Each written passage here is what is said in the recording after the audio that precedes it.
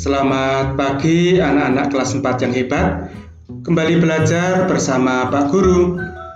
Pada hari ini anak-anak akan belajar tema 2, subtema 3, pembelajaran 5. Tapi sebelumnya, Assalamualaikum warahmatullahi wabarakatuh. Bagaimana kabar anak-anak hari ini? Pak Guru doakan semoga anak-anak dalam keadaan sehat. Baik anak-anak, sebelum memulai pembelajaran pada hari ini, marilah kita berdoa dengan mengucap basmalah bersama-sama. Bismillahirrahmanirrahim. Semoga dengan berdoa kita semua diberi kemudahan dan kelancaran dalam pembelajaran hari ini. Baik anak-anak, pada pembelajaran hari ini anak-anak akan belajar tentang pemanfaatan tanaman singkong dan tinggi rendah nada. Tujuan anak-anak belajar pada hari ini, dengan membaca, anak-anak mampu memahami pemanfaatan tanaman singkong dengan benar. Dengan membaca dan mempraktikkan, anak-anak mampu memahami tinggi rendah nada dengan benar. Baik anak-anak, mari kita pelajari pembelajaran 5. Setiap hari kita memanfaatkan sumber daya alam sebagai makanan pokok. Salah satunya adalah singkong. Ayo kita cari tahu lebih lanjut tentang singkong. Baik anak-anak, amati gambar yang Pak Guru tunjukkan. Kira-kira ini makanan apa saja? Apakah kalian mengetahui berbagai jenis makanan lain yang terbuat dari singkong di lingkungan tempat tinggal anak-anak?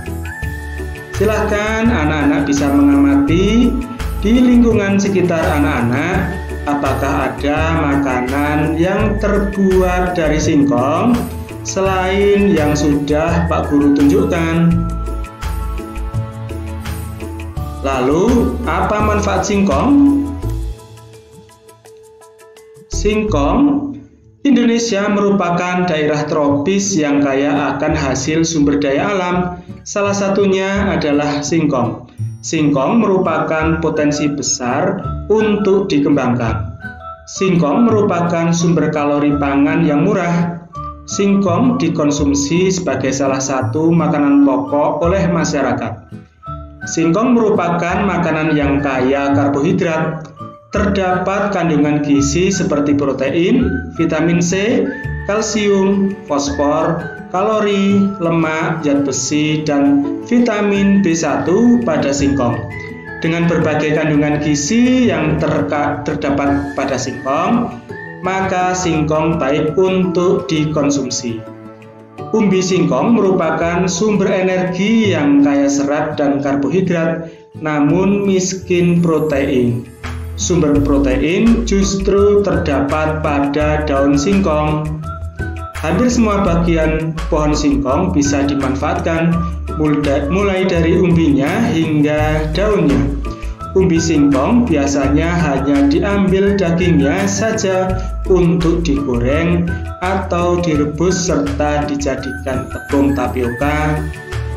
Bagian daunnya dijadikan sebagai sayuran, dan bagian daun dan kulit bisa dijadikan sebagai makanan ternak. Singkong dapat digunakan sebagai sumber karbohidrat di samping beras. Selain dapat pula digunakan untuk keperluan bahan baku industri seperti tepung tapioka. Di sekitar kita banyak sekali makanan yang diolah dari singkong, misalnya keripik singkong, omro, misro, getuk, tape, donat, dan lain-lain, dan bahkan hasil olahan singkong tersebut menjadi mata pencaharian bagi sebagian masyarakat, mulai dari bentuk usaha kecil, industri rumahan, hingga pabrik. Tahukah anak-anak bahwa singkong juga dapat dijadikan sebagai energi alternatif? Selain dijadikan sebagai makanan, singkong dapat dijadikan sebagai bahan bakar alternatif yang dikenal dengan sebutan bioetanol. Bensin yang dicampur dengan bioetanol kualitasnya lebih baik. cukup tambahkan 10% dari total volume bensin. Lalu manfaat penggunaan bahan bakar alternatif bioetanol untuk kendaraan bermotor adalah sebagai berikut. Yang pertama adalah pembakaran lebih sempurna. Yang kedua, gas buang menjadi lebih bersih. Selanjutnya, tarikan lebih ringan.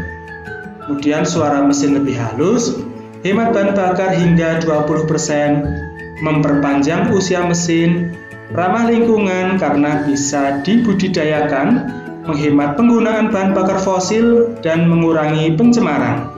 Selain singkong, sumber bioetanol lainnya dapat berupa umbi jalar, tebu, jagung, sorghum biji, sorghum manis, sagu, aren, nipah, lontar, kelapa, dan padi. Sumber bioetanol yang cukup potensial dikembangkan di Indonesia adalah singkong.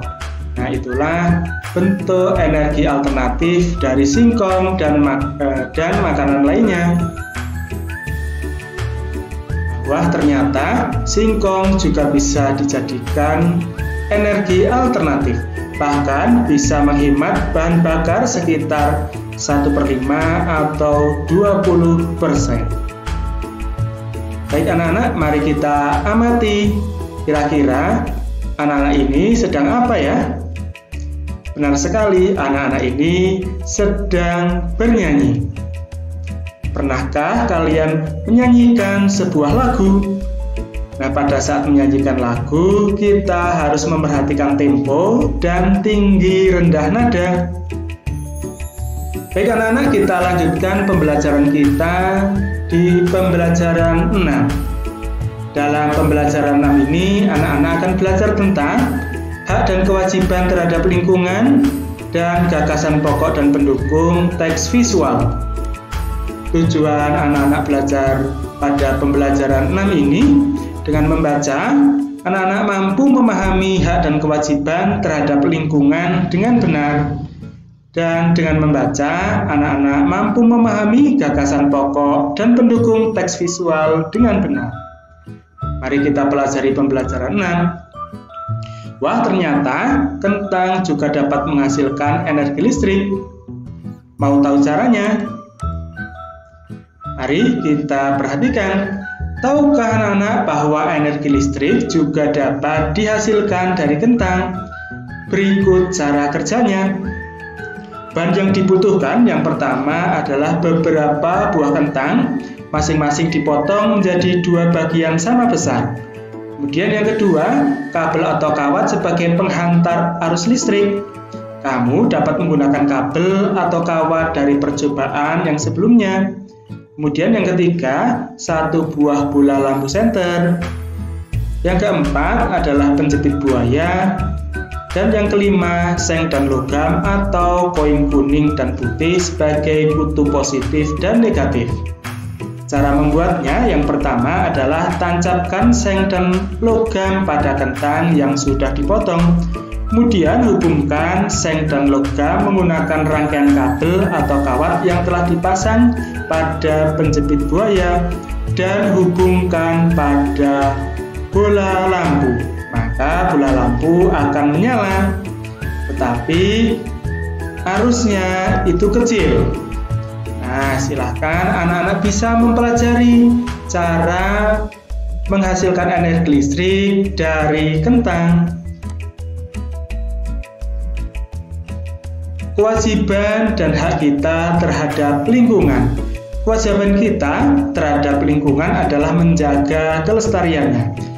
Salah satu caranya adalah memanfaatkan energi alternatif yang ramah lingkungan, misalnya menggunakan kendaraan berbahan bakar listrik atau gas, seperti mobil listrik dan mobil tenaga surya.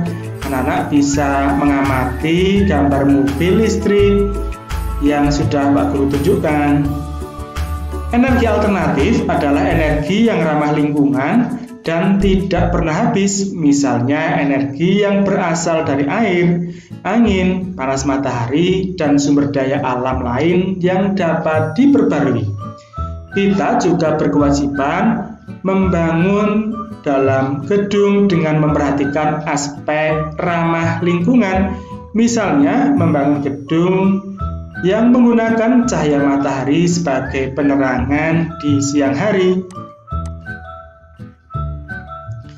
Setelah memenuhi kewajiban, kita dapat memperoleh hak kita, misalnya memperoleh lingkungan yang segar untuk kesehatan dan kenyamanan. Selain itu, kita juga mempunyai hak untuk memperoleh air sehat dan bersih yang disediakan oleh alam untuk minum, mandi, pengairan, dan pembangkit tenaga listrik. Selain itu, kita juga mempunyai hak untuk memperoleh sumber daya alam untuk memenuhi kebutuhan, misalnya dari tumbuhan dan hewan yang merupakan sumber energi atau tenaga. Sebelum memperoleh hak kita terhadap lingkungan, mari kita laksanakan kewajiban terlebih dahulu. Baik anak-anak, dalam pasal 5 Undang-Undang Nomor 23 Tahun 1997 tentang pengelolaan lingkungan hidup disebutkan hak masyarakat antara lain. Yang pertama, setiap orang mempunyai hak yang sama atas lingkungan hidup yang baik dan sehat. Yang kedua, setiap orang mempunyai hak atas informasi lingkungan hidup yang berkaitan dengan peran dalam pengelolaan lingkungan hidup. Kemudian yang ketiga, setiap orang mempunyai hak untuk berperan dalam rangka pengelolaan lingkungan hidup sesuai dengan peraturan perundang-undangan yang berlaku. Kemudian di pasal 6 menyebutkan tentang kewajiban terhadap lingkungan. Yang pertama, setiap orang berkewajiban memelihara pelestarian fungsi lingkungan hidup serta mencegah dan menanggulangi pencemaran dan perusakan. Kemudian yang kedua, setiap orang yang melakukan usaha dan atau kegiatan berkewajiban memberi informasi yang benar dan akurat mengenai pengelolaan lingkungan hidup. Lalu, apa kewajiban kita untuk menjaga kelestarian lingkungan? Nah, kewajiban kita untuk menjaga kelestarian lingkungan antara lain sebagai berikut. Yang pertama, membersihkan lingkungan dari sampah. Kita dapat membuang sampah di tempatnya. Kemudian, yang kedua, melestarikan lingkungan dapat dilakukan dengan melakukan reboisasi atau penanaman hutan kembali.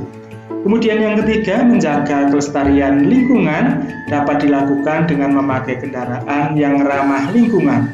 Serta yang keempat, memelihara lingkungan dapat dilakukan dengan cara membangun gedung ramah lingkungan. Nah, itu adalah kewajiban kita untuk menjaga kelestarian lingkungan. Baik anak-anak, alhamdulillah pembelajaran hari ini kita akhiri sampai di sini.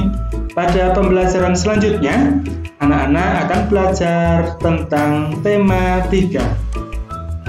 Pesan Pak Guru untuk anak-anak hari ini, anak-anak harus selalu berdoa, bersyukur, dan beribadah tepat waktu. Anak-anak juga harus saling membantu terhadap sesama dimanapun anak-anak berada. Anak-anak juga membiasakan membina sikap persatuan dan kesatuan. Anak-anak juga harus menghargai dan menghormati orang lain. Serta tak lupa anak-anak harus selalu mematuhi protokol kesehatan. Baik anak-anak, kita akhiri pembelajaran pada hari ini dengan berdoa. Mari kita ucapkan hamdalah bersama-sama. Alhamdulillahirabbil alamin. Kita akhiri pembelajaran pada hari ini. Semoga apa yang telah disampaikan Pak Guru dapat bermanfaat. Terima kasih. Assalamualaikum warahmatullahi wabarakatuh.